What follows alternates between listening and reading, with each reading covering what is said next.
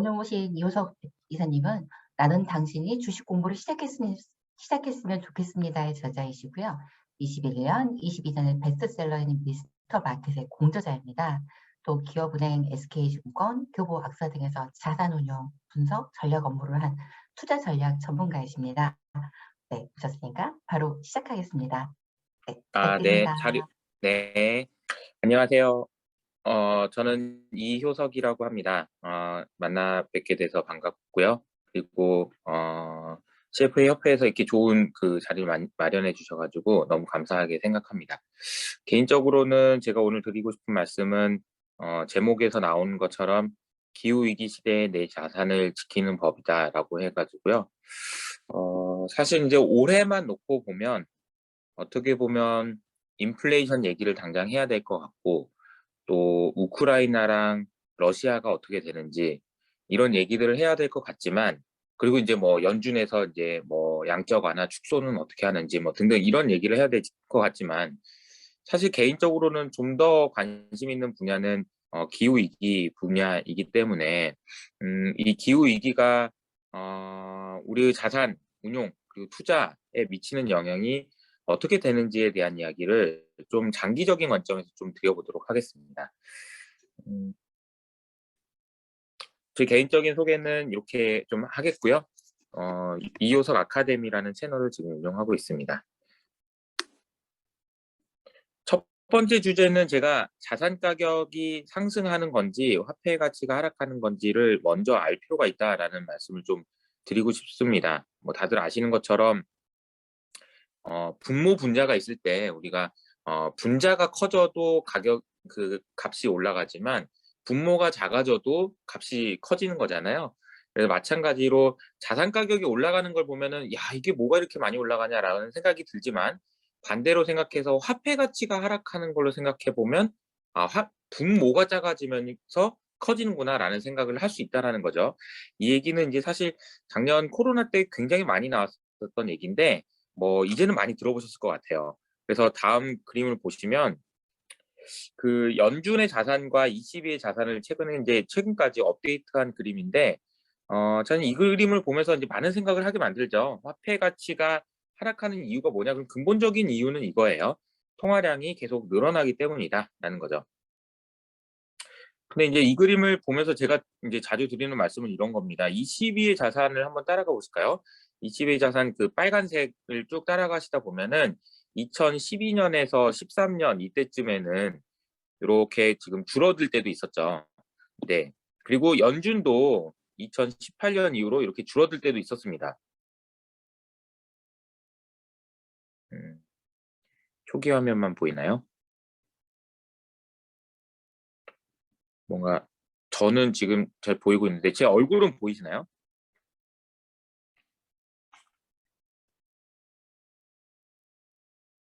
네.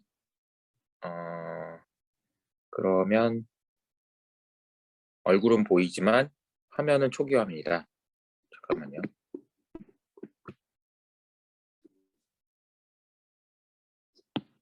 이게 조금 슬라이드가 안 됩니다. 그럼 슬라이드 공유를 좀 다시 해보도록 할까요?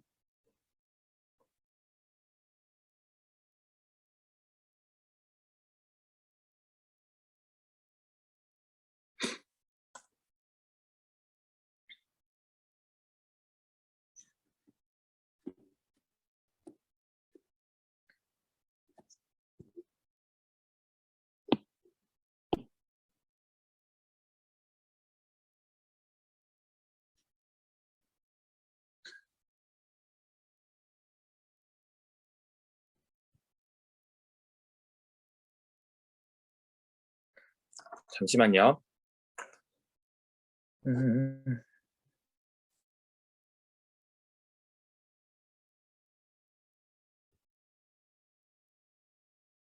지금은 넘어가는 것 같아요. 네.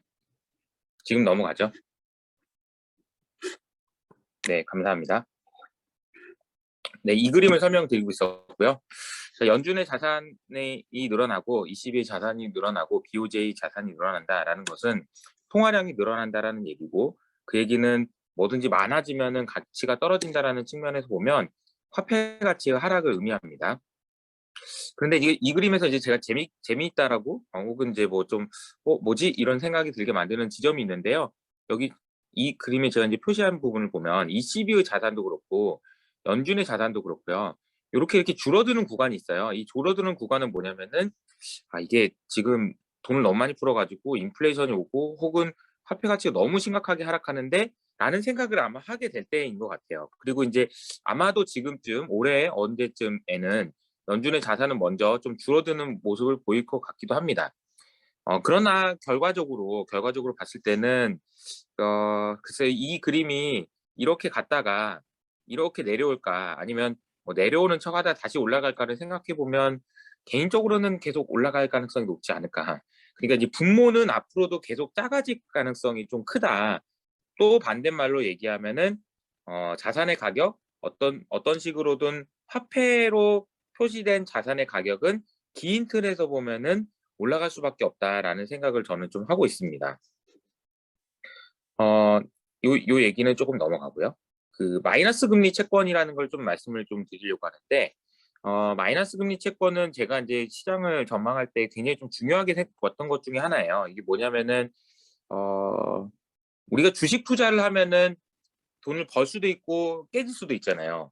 근데 이제 마이너스 금리 채권이라는 건 뭐냐면은 내가 어떤 채권에 투자를 해가지고 다시 말하면 누군가한테 돈을 빌려줘가지고 원금을 받고 이자를 받을 거잖아요. 채권에 투자하면 원금도 받고 이자를 받습니다.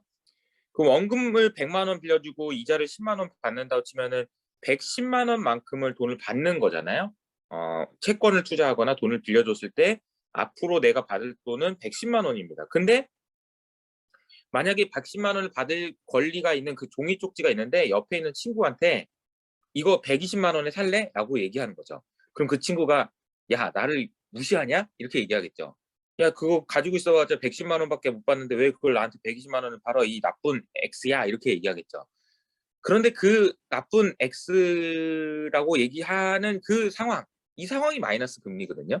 그러니까 마이너스 금리 채권이라는 거는 거의 확실하게 돈을 잃을 가능성이 매우 높은 자산이라고 할 수 있는데 이 자산은 그래서 줄을 세워보면은 어떤 자산이 제일 좋은 걸까라고 줄을 쭉 세워보면 꼭 꼴등에 있겠죠, 당연히 마이너스 금리 채권은.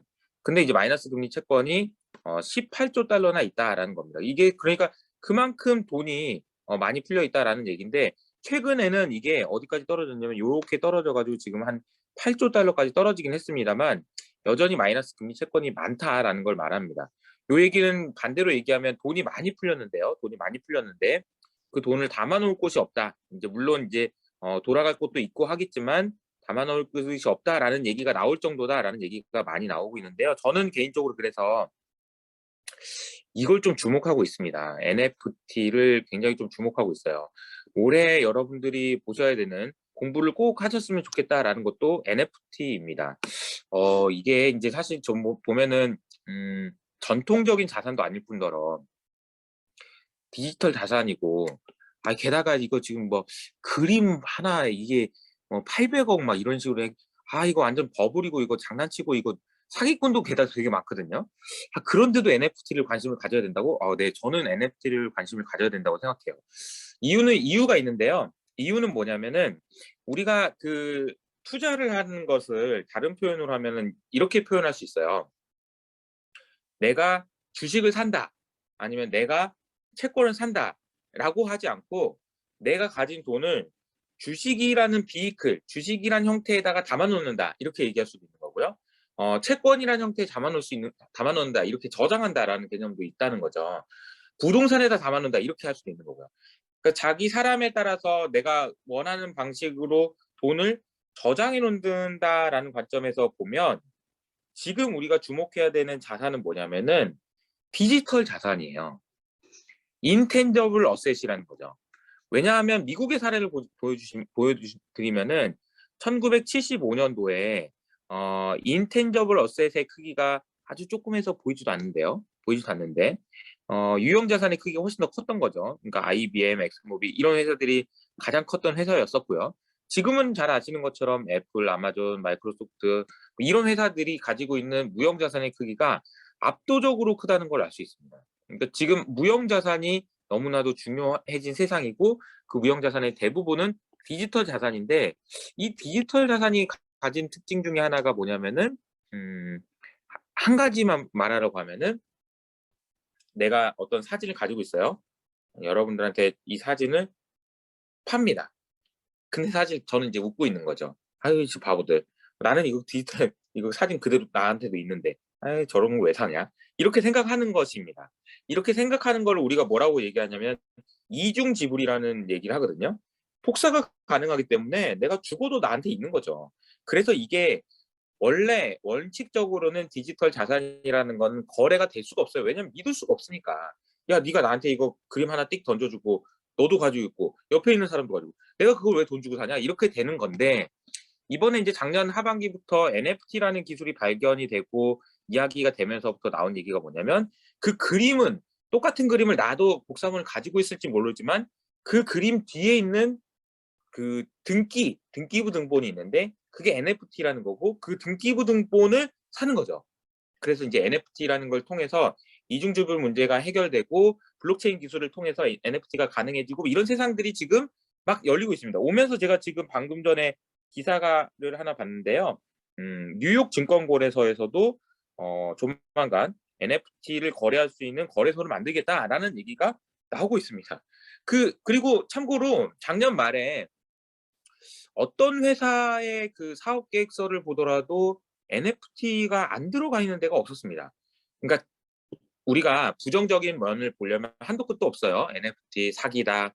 그리고 너무 버블이다. 그리고 말도 안 된다. 아이고 미술품 아이고 이거 저 모르겠다. 하나도 모르겠다. 등등 안 좋은 얘기는 하려면 지금 수도 없이 많이 할 수 있지만 중요하게 봐야 되는 건 뭐냐면 제가 생각할 때 중요하게 봐야 되는 건 뭐냐면 사람들이 어디서 어디로 생각이 옮겨가는지는 되게 중요하다라는 겁니다.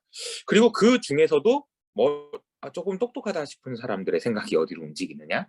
이거는 이제 여담으로 한 가지만 말씀드리면 최근에 얼마 전에 이제 그 구글의 CEO가 구글에서 임원을 하시는 분 중에 한 분이 트위터에다가 이렇게 한탄하는 그런 메시지를 쓴 적이 있는데요. 그 메시지의 내용이 뭐였냐면 우리 지금 구글에서 지금 임원 회의 때마다 지금 맨날 나오는 안건이 하나 있는데 그 안건이 뭐냐면은 아니 도대체 요즘에 이제 좀 뭐 개발 좀 잘한다 싶은 애들이 지금 뭐 죄다 지금 크립토로 나가 가지고 "얘네들을 붙잡으려면 어떻게 해야 될지 모르겠어." 라는 얘기가 지금 나오고 있다고 합니다. 그래서 저는 개인적으로는 이렇게 생각해요. 물론 연준에서 금리를 올리고 그래서 양적 축소를 하고 뭐 등등 뭐 인플레이션 잡기 위해서 막 엄청 많은 일들이 일어날 겁니다, 올해도. 그리고 또 뭐 우크라이나가 어떻게 되고 많은 일이 일어나겠지만 지금 오히려 반대로 생각해 보면 지금 공부해 놓으셔야 되는 부분은 NFT일 수 있겠다 이런 생각이 드는 거죠. 그래서 이걸 가지고 어떻게 투자에 활용할 수 있는지 그리고 이게 세상을 어떻게 바꿀 것인지에 대한 부분은 개인적으로는 요 부분은 사업을 하시는 분 혹은 투자를 하시는 분 혹은 자녀를 교육하시는 분들 입장에서는 너무 관심을 갖고 보셔야 된다라는 생각입니다. 투자를 하시는 분들은 뭐 NFT를 직접 투자를 하신다면은 뭐 그것도 더 할 나위 없이 좋겠지만 반드시 투자를 하지 않으시더라도 자녀를 교육하시는 분들 입장에서는 NFT가 활성화되고 진짜로 더 많은 사람들이 NFT 거래를 하게 되고 그런 세상이 왔을 때 내 자녀는 내 아이는 어떤 일을 하는 것이 좋을까라는 생각을 하는 게 첫 번째 중요할 것 같아요. 그리고 인제 이분들이 인제 이 NFT가 사업을 이라는 얘기는 뭐냐면 여러분들이 사업을 하시는 입장에서도 '내가 평소에는 이거를 할 수 있을까?'라고 생각하는 것도 NFT를 통해서 파는 세상이 올 수도 있으니 '내가 하는 일에 더 퀄리티를 높이기 위해서 집중해야 된다.' 이런 식으로도 적용할 수가 있는 문제인 것 같습니다. NFT 얘기는 요 정도로 하고요. 그리고 넘어가겠습니다. 이 인플레이션에 대한 이야기를 좀 하겠습니다. 제가 이제 인플레이션 얘기를 할 때마다 이제 가져왔던 그림인데요. 요 그림은 뭐냐면은 컵이 있는데 이 컵의 크기를 잠재 성장률이라고 제가 이제 표현을 했고요. 혹은 이제 실업률을 기준으로 보면 이제 나이로라고 할 수 있습니다. 그리고 요거는 이제 물이 차 있는 양을 이제 실질 성장률이라고 할 수 있습니다. 실질 실업률이라고도 할 수 있고요. 근데 이게 다 안 차 있으면 잠재 성장률의 개념을 간단히만 말씀드리면 요거예요. 이 물에 컵에 물을 넣는데요. 물이 이게 넘쳐 흘러 가지고 넘쳐 흐르면 무슨 일이 생기냐면 그 넘쳐 흐르는 것을 인플레이션이라고 하는 거죠. 다시 말하면 인플레이션이 오지 않는 범위 내에서 얼마나 성장할 수 있니?라는 질문에 대한 대답이 잠재 성장률, 다시 말하면 그 컵의 크기다라고 볼 수 있는데, 만약에 그 전에 코로나가 터졌을 땐 이게 너무 현저하게 낮았던 거죠. 물이 양이 거의 안 차 있었던 거예요. 그래서 막 양적 완화를 통해서 막 물을 때려 붓고 막 금리를 최대한 낮추고 해가지고 성장을 끌어올리다 보니까 지금은 어떤 상황이냐? 물이 이게 넘치는 거예요, 진짜로. 이게 일시적인 줄 알았는데 계속 넘치는 거죠. 이 올해 인플레이션에 대해서 이제 저도 강조해서 말씀드렸던 게 임금이 너무 오르는 거예요. 임금이 너무 올라서 자, 이 그림에서 제가 이제 꼭 설명드리고 오늘 드리고 싶은 단기적으로 올해 안에 이제 여러분들이 생각하셔야 되는 문제를 하나 말씀드리고 싶은데, 지난주 수요일이었죠? 지난주 수요일인가 목요일인가? 크레딧 스위스라는 곳에 이제 졸탄이라는 스트래티지스트가 있습니다.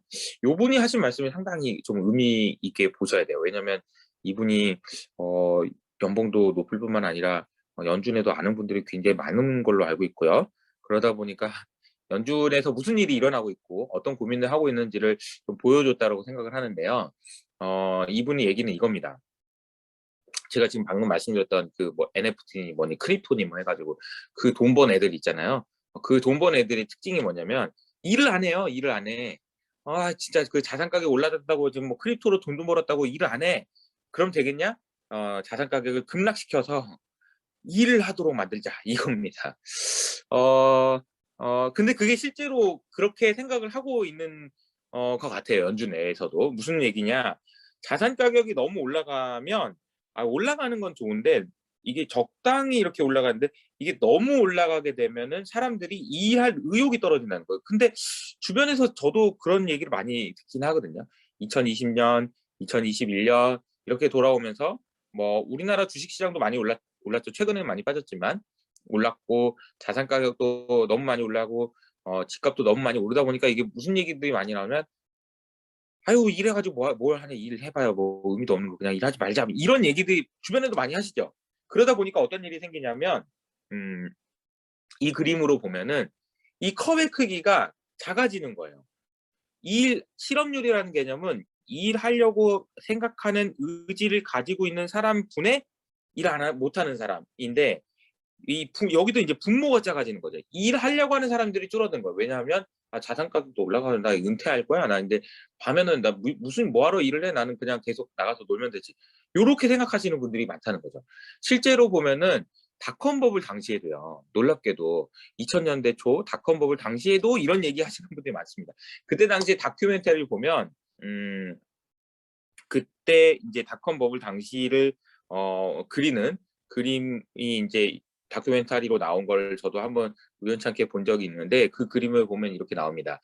그 파란색 슈퍼카를 스포츠카를 쫙 몰면서 딱 그 미국 사람이 이렇게 인터뷰를 하는 거죠. 당신은 왜 일을 안 하십니까? 참 그러니까 이제 이 사람이 이렇게 얘기하는 거죠.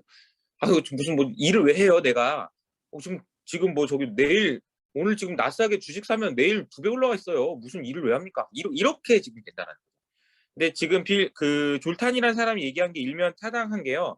자산 가격이 이 정도 올라가는 건 좋은데 너무 많이 올라가 버리면 사람들이 일할 의욕을 떨어뜨리고 일할 의욕이 떨어짐으로써 사람들이 그러니까 이걸 노동 참여율이라고 하는데 미국에서 노동 참여율이 떨어지다 보니까 일할 사람이 없어서 임금이 올라가게 되고 임금이 올라가게 되면 실업률이 그러니까 인플레이션이 계속되고 이런 악순환의 고리 이게 심각한 악순환의 고리가 될 테니 자산 가격을 적당하게 무너뜨리고 사람들로 하여금 야 이거 계속 올라가는 건 아니구나라는 생각을 하게 만들어야 사람들이 일자리로 돌아오고 그래 일을 더 열심히 해야 인플레이션이 안 온다 이런 개념인데요. 의미 있다라고 저도 생각합니다. 그래서 올해는 개인적인 생각으로는 여러 가지 연준에서 지금 하고 있는 얘기들 중에서 뭐 당장 뭐 다음 달에 FOMC 회의가 있는데 어제 이제 그 블라드 총재가 얘기한 걸 들어보면 뭐 글쎄 뭐 당장이라도 다음 주나 한번 모여서 그냥 금리 올릴까?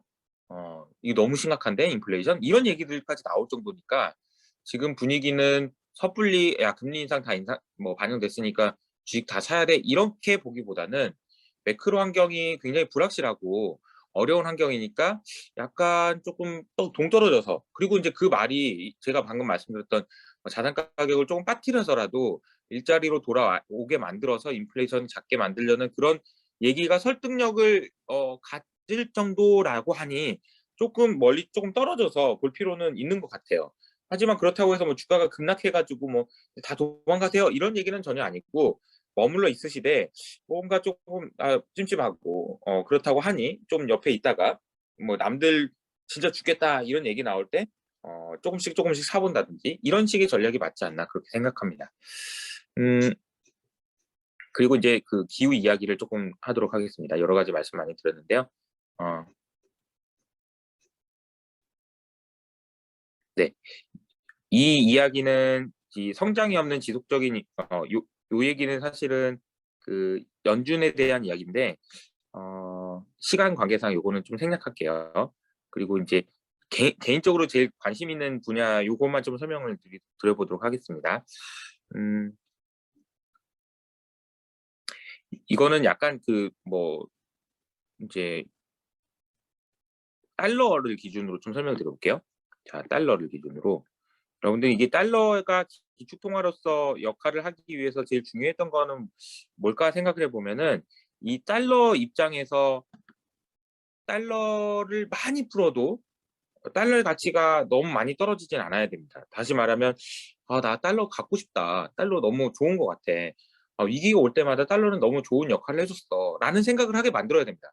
그리고 달러를 가지고 있어야만 뭔가 할 수 있는 뭔가를 많이 만들어놔야 달러가 가지고 있는 패권이 유지됩니다. 예를 들어 볼까요? 여러분들이 유로 원화를 가지고 은행에 가서 유로화로 바꿔주세요라고 얘기하면 창구 직원이 유로화로 바꿔주죠. 근데 사실은 외환 시장에 나가가지고 원화를 가지고 유로화로 바꿔주세요 그러면은 일단 달러로 바꿔 오시고 나한테 얘기해요. 이렇게 얘기합니다. 이게 무슨 얘기냐면 원화와 유로화로의 바로 연결되는 게 아니고 반드시 달러를 거쳐서 가야 된다는 얘기예요. 실제로도 그렇습니다. 그래서 전 세계의 외환 거래액의 85%가 달러를 기축으로 해서 움직입니다. 그러니까 달러가 정말 중요하다라는 얘기죠. 외환 시장 내에서. 그만큼 중요하다. 첫 번째고 있고요. 두 번째는 기존에는 그 미국에서 그리고 이제 원유라는 것이 그러니까 그 기름을 사고 팔고 할 때 중동에서 반드시 달러로 하도록 돼 있죠. 그래서 페트로 달러라는 얘기가 나오고요. 자, 그러면 또 하나 있는데 메타버스 공간 얘기 많이 나오고 그리고 메타버스 공간 내에서 사용되는 달러가 있을 것 같은데 그걸 스테이블 코인이라고 얘기하고요. 스테이블 코인 USDT, USDC 이런 얘기합니다.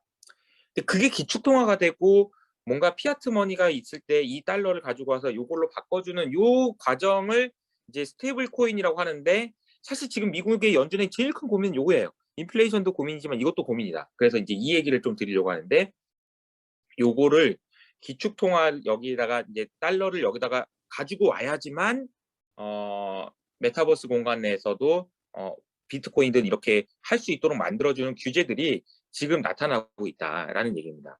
요거는 한번 관심 있게 지켜봐야 되는 주제여가지고 한번 소개해 드린 거라고 보시면 될 것 같습니다. 기후에 대한 이야기를 간단히 좀 말씀드리고 이제 마무리 좀 할 텐데요. 기후 너무 중요합니다. 2019년에 이제 유엔에서 네 가지 숫자를 말했는데 1.5도씨까지 못 막으면은 우리 큰일 나요. 근데 가만히 있으면 25기가톤이 나오니까 이산화탄소가 25기가톤은 줄여야 1.5도씨까지 막을 수 있을 것 같아요. 그러면 매년 7.6%씩은 줄여야 되는데 어떡하나요? 라는 걸 얘기를 했습니다. 2019년에요. 근데 지금 2022년이고 2022년까지 사실 거의 못 줄였습니다. 그래서 이게 7.6%가 아니고 대략 한 12에서 15% 정도 된다라는 얘기들이 지금 나오고 있습니다. 매년 12에서 15%씩 줄이려면 어떻게 해야 되지? 어떻게 이게 가능하지라고 생각을 해보면 우리가 코로나가 있었던 2020년을 생각을 해보시면 됩니다. 2020년에 코로나 때문에 우리가 여행도 안 가고 뭐 다 안 해봤어요. 그러니까 뭐 재택해보고 전부 다 해봤더니 줄어들었던 이산화탄소의 규모가 11%입니다. 사실 코로나만큼의 경제 위기가 있든지 아니면 뭐 극단적인 뭔가가 있어야지 이만큼 줄어든다는 얘기죠. 근데 지금 이렇게 줄여야 된다라고 하면 도대체 이걸 어떻게 줄이냐라는 얘기가 지금 나오고 있는 겁니다. 안타깝게도 그렇게 해서 줄인다고 하더라도 줄일 수 있는 것은 25기가톤밖에 안 됩니다. 25기가톤밖에 안 돼요. 아니, 근데 왜 25기가톤이라고 얘기했는지를 설명을 드리면, 사실 지금 북극과 영국, 그 남극에 보면, 영구 동토층이라는 게 있거든요. 이게 영구 동토층이라는 건 뭐냐면, 영구적으로 녹지 않았던 얼음이에요. 이 얼음 아주 깊이 녹지 않았던 그 얼음 덤인데, 이 얼음 속에 그 같이 얼어 있는 것이 있는데, 그게 뭐냐면 CO2 그리고 메탄가스입니다. 이산화탄소죠. 근데 여기 포함되어 있는 이산화탄소 규모만 제가 알기로는 1672기가톤이라고 알려져 있습니다.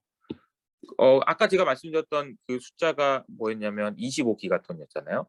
1672기가톤이 북극에 녹고 남극에 녹아서 나오기 시작하면 어떻게 되나, 이게 이제 문제인 거죠. 근데 이제 놀랍게도 지금 이 그림 보시면 여기가 사람이거든요. 구멍을 보시면 진짜 엄청난 구멍이잖아요. 이런 구멍들이 지금 시베리아랑 다른 지역에서 심심치 않게 코로나를 전후로 해서 발견되고 있습니다. 이미 지금 영구동토층이 심각하게 많이 녹고 있고요. 그러니까 밑에 이 얼음 덩어리가 그냥 녹아서 무너지니까 이 구멍이 생긴 거거든요.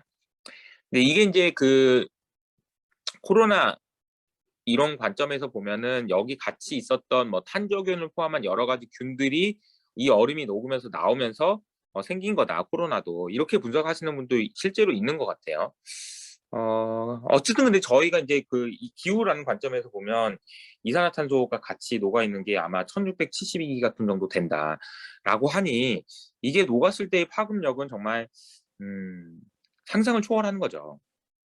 개인적으로 그래서 너는 기후에 대해서 얘기 많이 하긴 하던데 어떻게 될 것 같냐라고 이제 물어보신다면 저는 이렇게 될 것 같아요.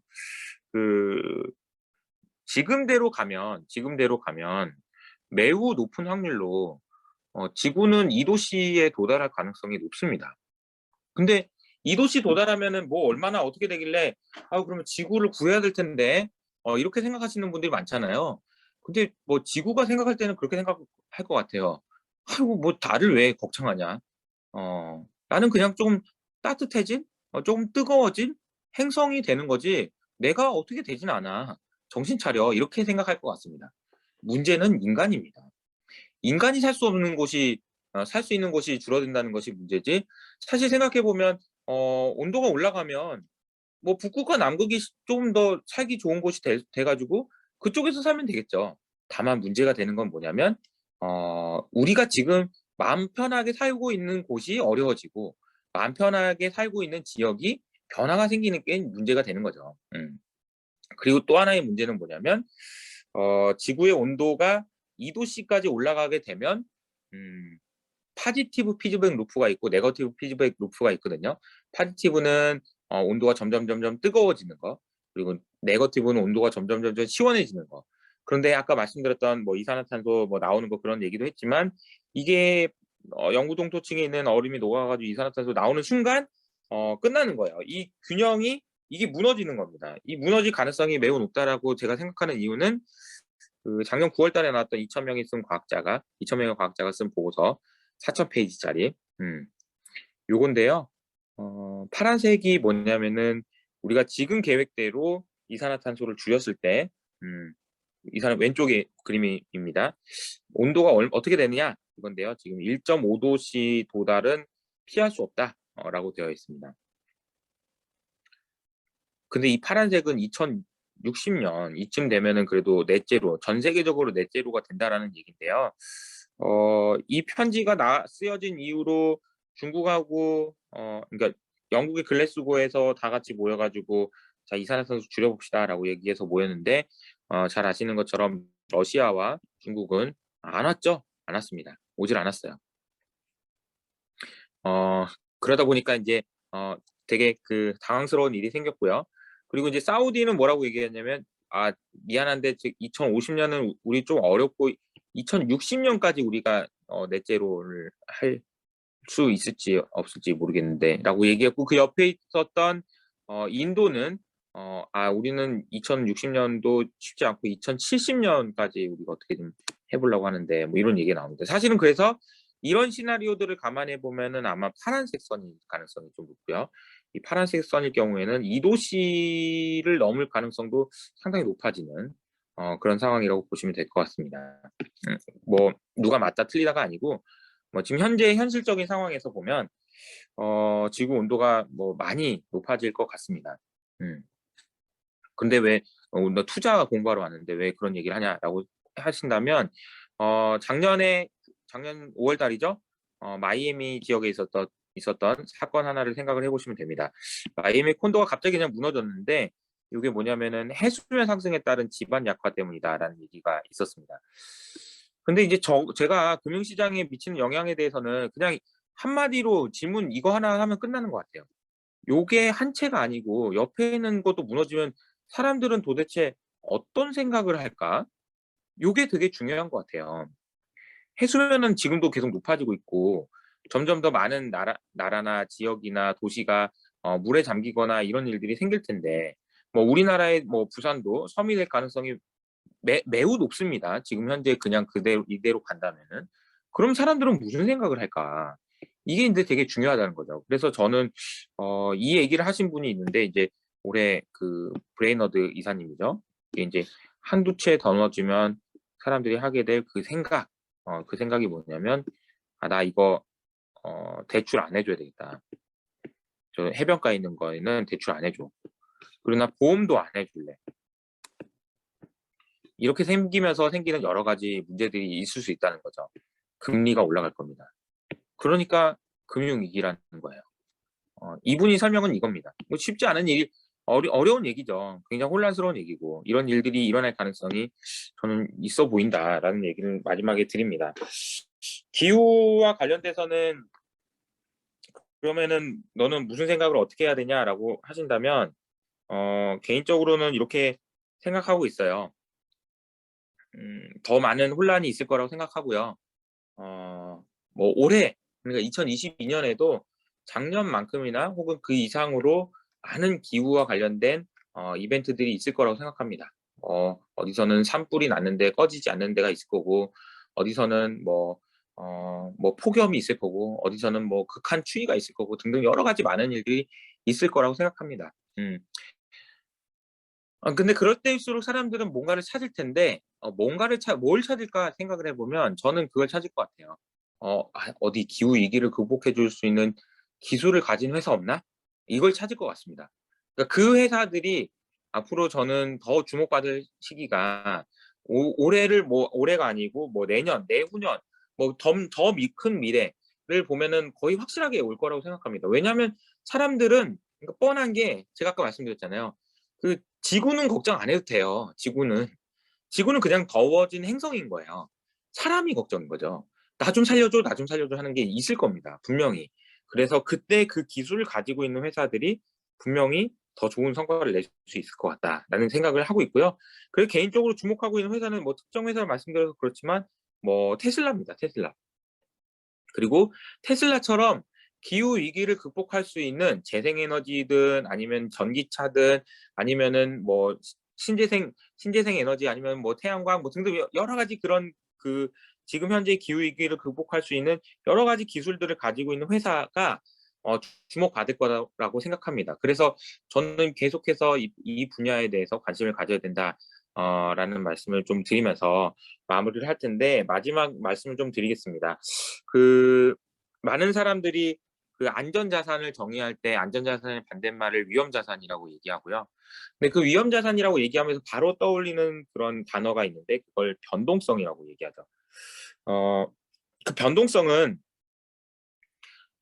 큰 자산이 그러면 위험한 자산이냐라고 생각을 해보면 또 그렇진 않거든요. 변동성이 큰데 가격이 계속 올라가는 게 있다면은 그거는 위험 자산이라고 보기 어려울 것 같습니다. 그리고 변동성이 낮은데 계속 빠지는 자산이 있다면 그것도 다 안전 자산이라고 볼 수는 없겠죠. 그래서 저는 안전 자산이라는 정의를 이렇게 정의합니다. 위험할 때 사람들이 찾는 자산. 대표적인 거는 달러가 될 수 있을 것 같고요. 그리고 또 개인적으로는 아까 방금 말씀드렸던 기후 위기가 더 심각해질 가능성이 높기 때문에 그 과정에서 사람들이 기후 위기 극복할 수 있는 기술 있는 회사 없어? 라고 얘기할 때 찾는 자산. 이렇게 보시면 되지 않을까라고 생각합니다. 발표는 요것으로 정리를 하도록 하겠고요.